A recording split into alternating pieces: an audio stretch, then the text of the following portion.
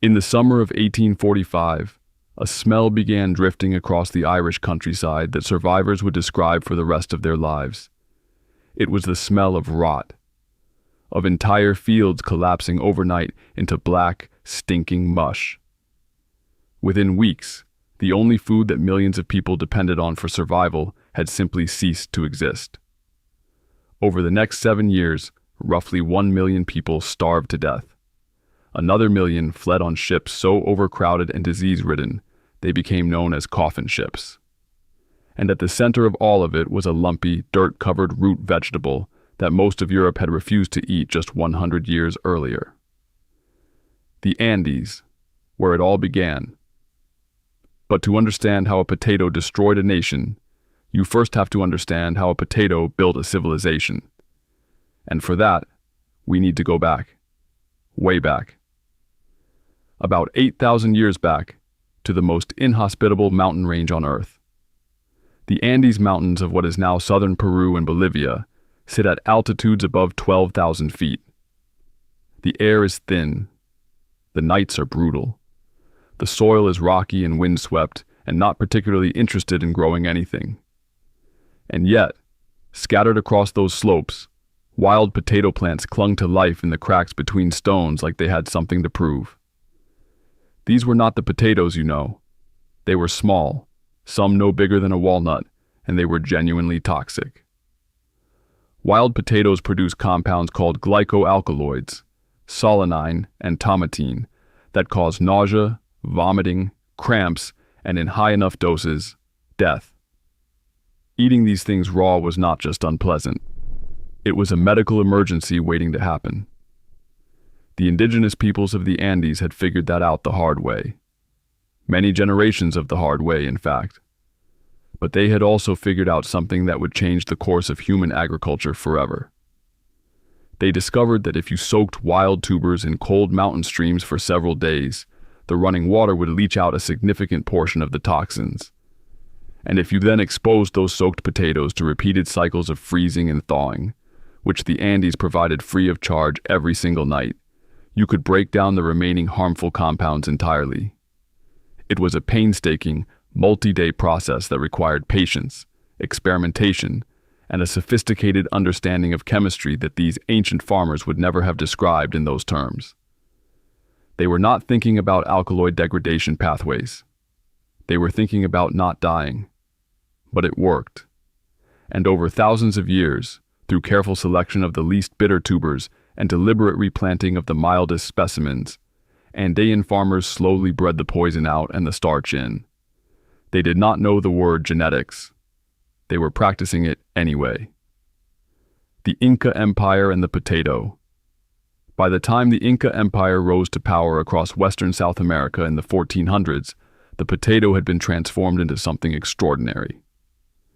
Inca farmers working the steep terraced fields carved into the mountainsides around Cusco cultivated more than 3,000 distinct varieties. Some were bright yellow, some were deep purple, some were red, white, or a blue, so dark they looked almost black. They came in shapes ranging from perfectly smooth and round to gnarled and lumpy in ways that would send a modern supermarket produce manager into a full breakdown.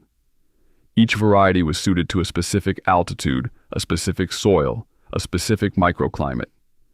The Inca did not just grow potatoes. They had built an entire agricultural science around them, and through that science they had built one of the largest empires in the pre-Columbian Americas. And they solved a problem that would stump farmers everywhere else for centuries. Storage. Fresh potatoes rot. In a world without refrigeration, that is a very serious problem. But the Inca technique for solving it was brilliant in its simplicity. Farmers would spread freshly harvested potatoes across flat ground at high altitude and let them freeze solid overnight in the bitter Andean cold. The next morning, as the equatorial sun warmed the mountainside, families would walk across the frozen tubers barefoot, squeezing the moisture out with their feet. They repeated this cycle of freezing and stomping for several days until what remained was a light, chalky, bone-dry block that weighed almost nothing. They called it chuño. Chuño could be stored for 5 years, 8 years, 10 years or more without spoiling. It was arguably the first processed food in human history. It fed Inca armies on military campaigns across thousands of miles of mountains.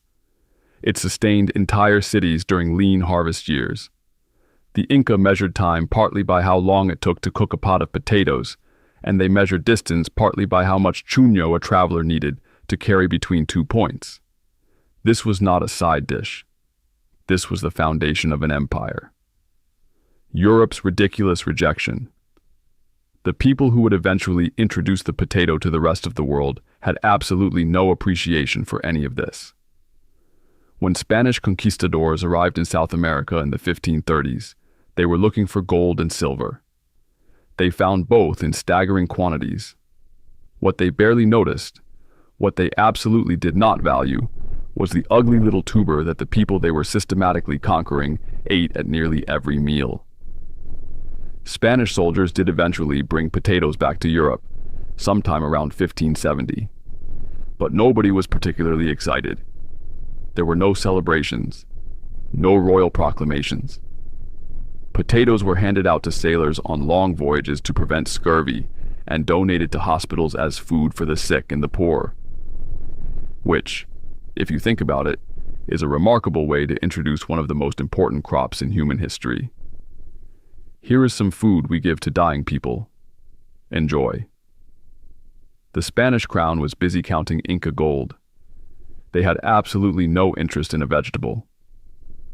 When the potato finally spread across the rest of Europe in the late 1500s and early 1600s, the reaction ranged from deep suspicion to full theatrical horror.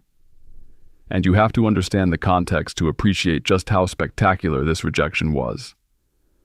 Europeans at this time built their entire agricultural identity around grain. Wheat, barley, oats, rye. These were noble crops. They grew above the ground in sunlight, reaching toward the heavens. Bread was a gift from God. Entire feudal systems were organized around grain cultivation. The potato grew underground, in the dark, in the dirt. It was lumpy and misshapen, and covered in strange little growths everyone called eyes. And worse still, it belonged to the same botanical family as deadly nightshade, which is one of the most poisonous plants in Europe. To deeply religious, deeply superstitious European societies, this was not a botanical coincidence. This was a message. The rumors spread faster than the crop ever could. In France, the potato was formally blamed for causing leprosy. The Parliament of Besançon actually banned potato cultivation in 1596 on those grounds. In Russia, the Orthodox Church called it the devil's apple and declared that eating one was a sin. In Germany and Switzerland, people believed potatoes caused flatulence, uncontrollable desire, tuberculosis, and, this is my personal favorite, general moral corruption. And Scottish Presbyterian clergymen refused to eat potatoes because the word potato appeared nowhere in the Bible, and therefore God had clearly not intended it for human consumption. That is a real theological argument, made by real clergymen, in real churches. I genuinely cannot improve on that. For nearly 200 years after arriving in Europe, the potato sat in gardens as a curiosity. Wealthy people grew it as an ornamental plant. Its delicate purple and white flowers were considered quite attractive. Marie Antoinette reportedly wore potato blossoms in her hair at court. Botanical gardens in London, Seville, and Vienna displayed potato plants alongside other exotic specimens from the New World. Scholars wrote long, serious papers debating whether the tuber was edible, medicinal, or a vector for spiritual decay. But actually eating it regularly? That was beneath the dignity of any respectable European. Potatoes were animal feed at best, a mark of desperate poverty at worst. Even the poorest English laborers considered it an insult to be offered potatoes instead of bread. The class associations were unmistakable. Bread was civilized. Potatoes were not.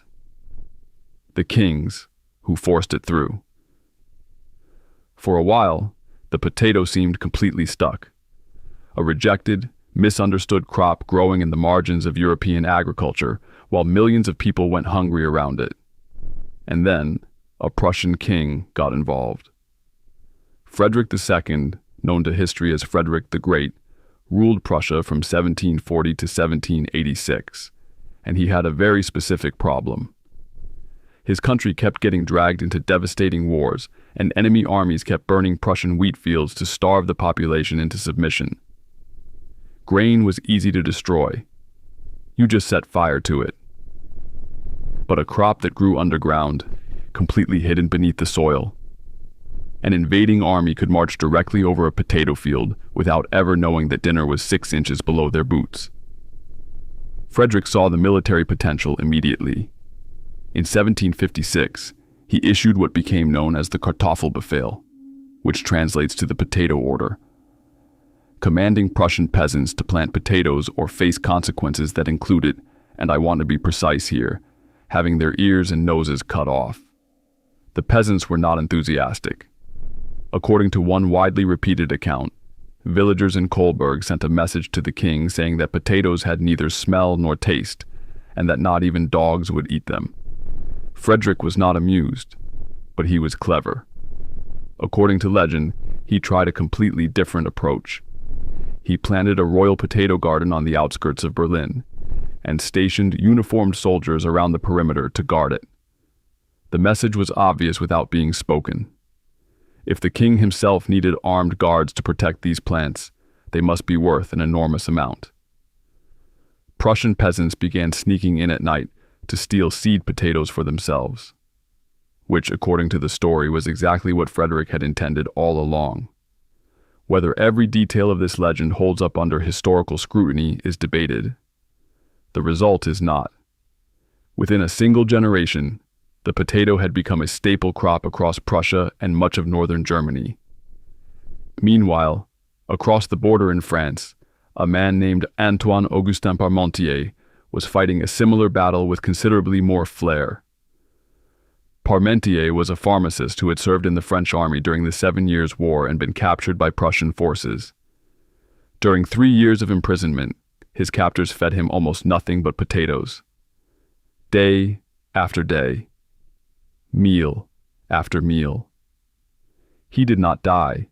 He did not develop leprosy. He did not descend into moral corruption. He came out of captivity in surprisingly decent health, which made him think extremely hard about everything France believed about the potato. After returning home, Parmentier dedicated the next several decades of his life to a single mission. He would make the French people eat potatoes if it was the last thing he ever did. He hosted elaborate dinner parties where every single course from appetizer to dessert was made from potatoes. He presented potato blossoms to King Louis XVI, who reportedly tucked one into his buttonhole and wore it around the palace. He convinced Queen Marie Antoinette to wear them in her hair, turning the potato flower into a fashionable accessory. And then he pulled the same trick Frederick had used. He planted a large potato field outside Paris, posted armed guards during daylight hours, and then conveniently pulled the guards away every single night so that curious Parisians would come steal the plants. Parmentier was running a one-man public relations campaign for a root vegetable decades before the concept of public relations existed. And it worked. The French eventually accepted the potato as human food, and the country still honors him for it.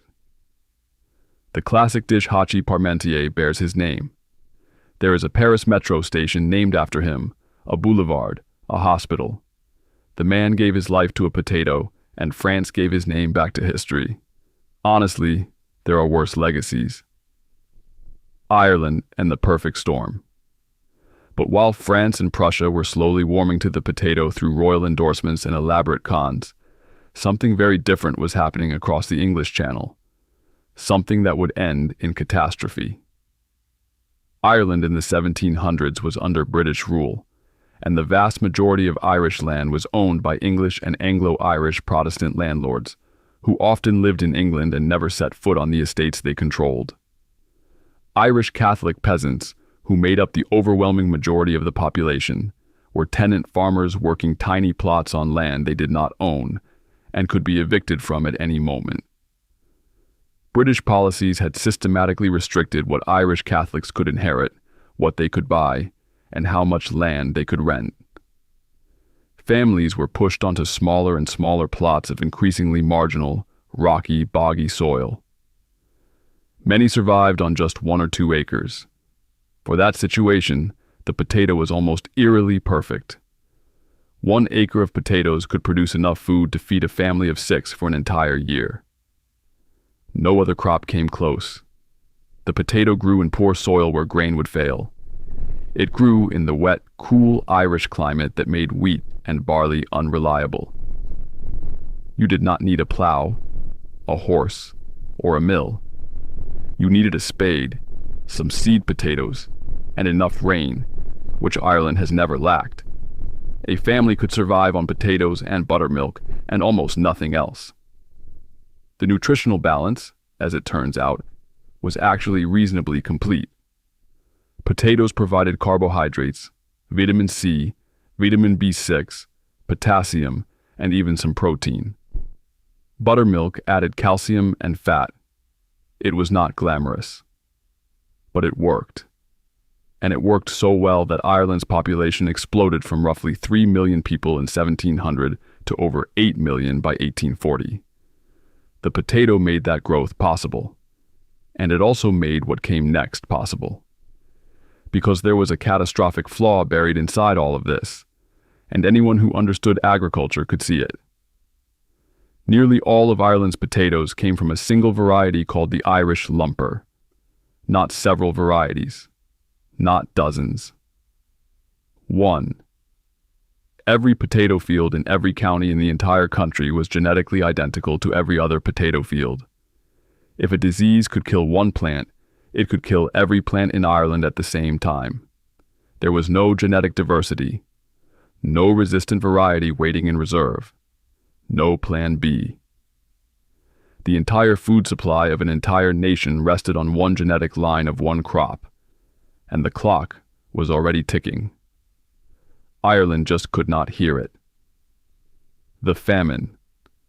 In the late summer of 1845, a cargo ship carrying potatoes from the Americas docked at a European port. Hidden within those potatoes were microscopic spores of an organism called Phytophthora infestans, a water mold that thrived in exactly the cool, wet conditions that define the Irish climate. The blight spread across Belgium and the Netherlands first, destroying crops as it went. Then it crossed to England, and then it hit Ireland. The effect was almost instantaneous. Potato plants that had looked perfectly healthy in the morning were black, wilted, and rotting by evening. Farmers walked into their fields and found that entire acres of green, thriving plants had collapsed overnight into stinking, blackened mush. When they dug up the tubers hoping to salvage something, they found that the potatoes had already turned to foul-smelling pulp beneath the soil. The stench of decaying potatoes became so overwhelming in counties like Mayo, Galway, and Clare that people tied rags and cloths over their noses and mouths just to breathe outside their own homes. The first year was devastating. But what turned a bad harvest into an apocalypse was that the blight came back. It returned in 1846, worse than before. And again in 1847. And again in 1848. Year after year, the potatoes rotted in the ground. Families who had no other source of food began dying in their homes, on roadsides, in the ditches beside the fields that had failed them.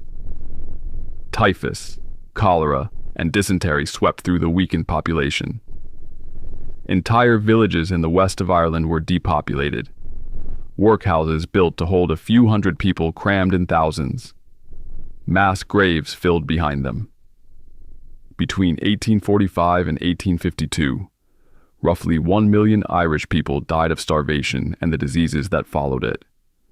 Another million emigrated, many of them on ships so overcrowded and disease-ridden that passengers died by the dozens during Atlantic crossings and their bodies were thrown into the sea.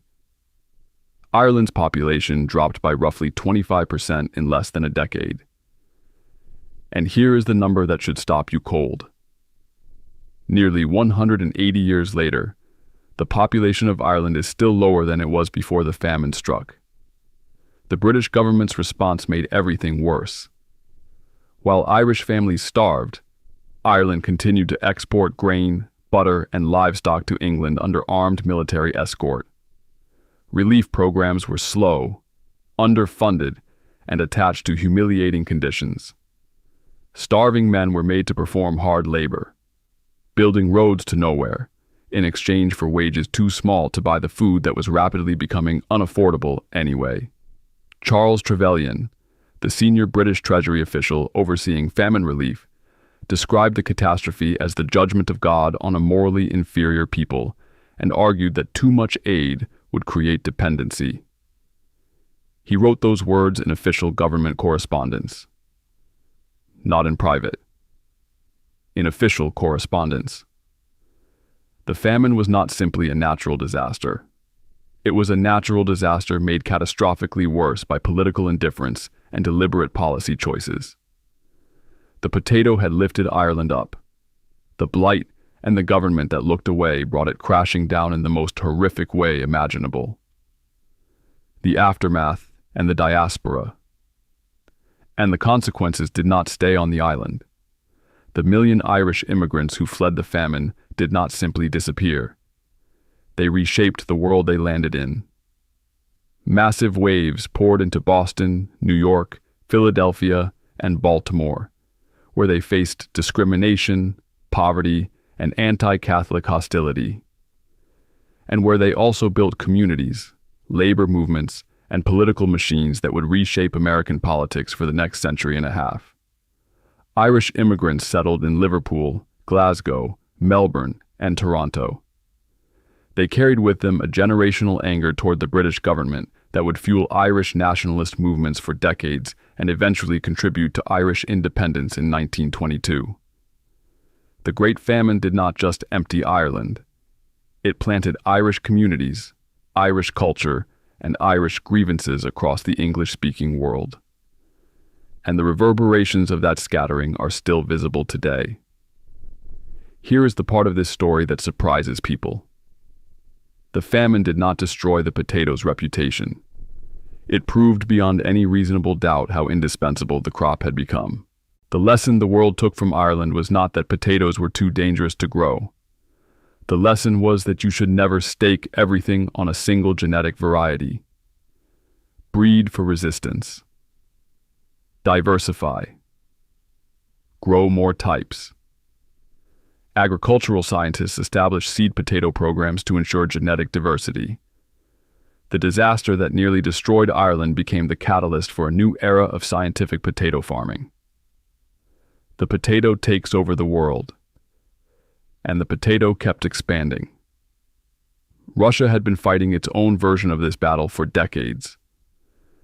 Catherine the Great tried to promote potato cultivation in the 1760s, ordering seeds distributed to provincial governors across the empire.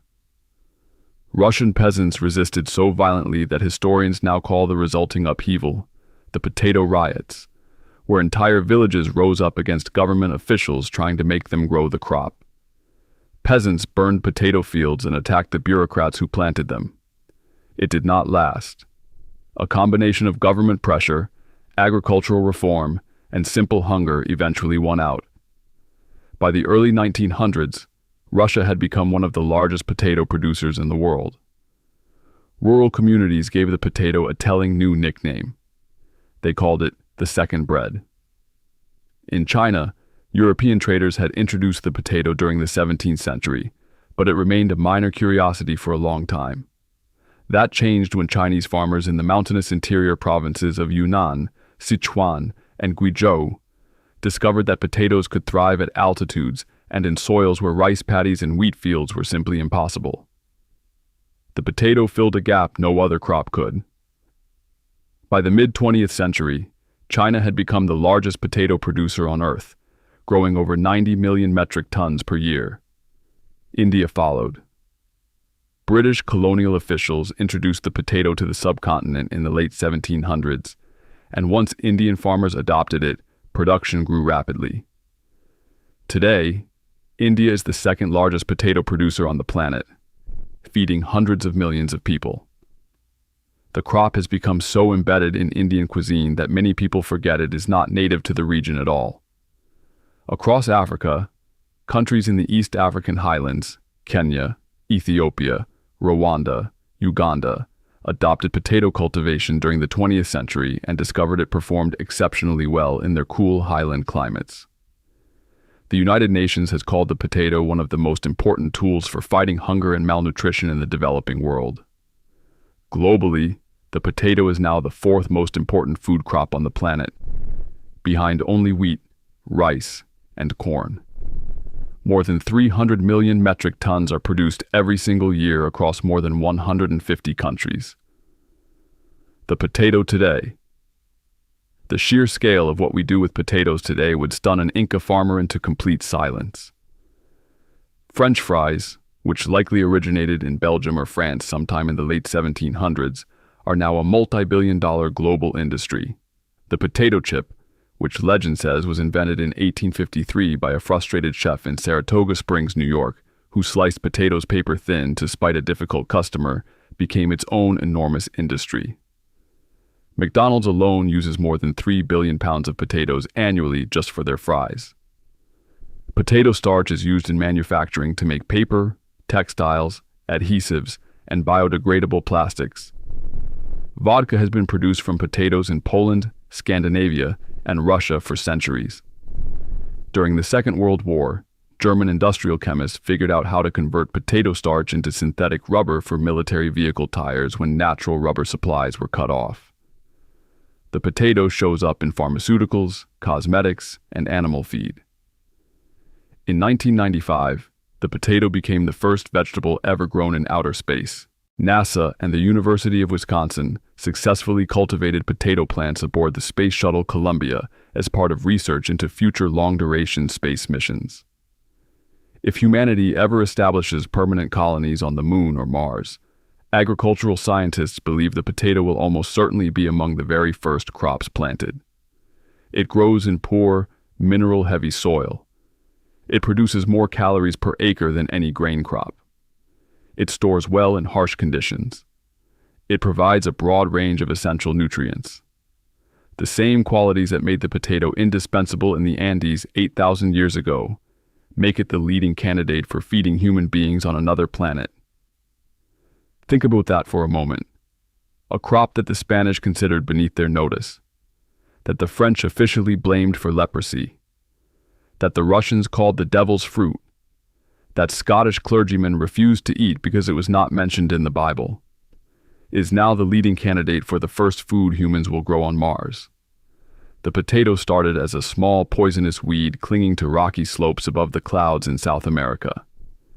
Indigenous farmers spent millennia transforming it into something extraordinary. The Inca built an empire on top of it. The Spanish ignored it. Europe feared and despised it. A Prussian king and a French pharmacist dragged it into acceptance against enormous resistance. It fed the explosive population growth of Ireland, and when it failed, it killed and displaced millions, reshaping the demographic map of the entire Atlantic world.